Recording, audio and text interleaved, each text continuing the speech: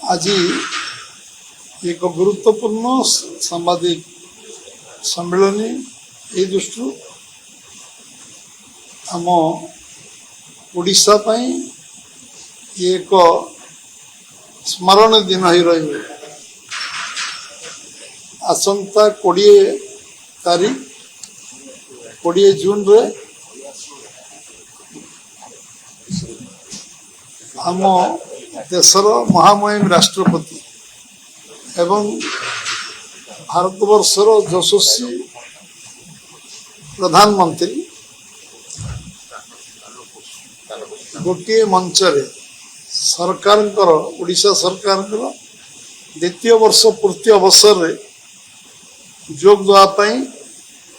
मयूरभंज जिलार रायरंगपुर ठारे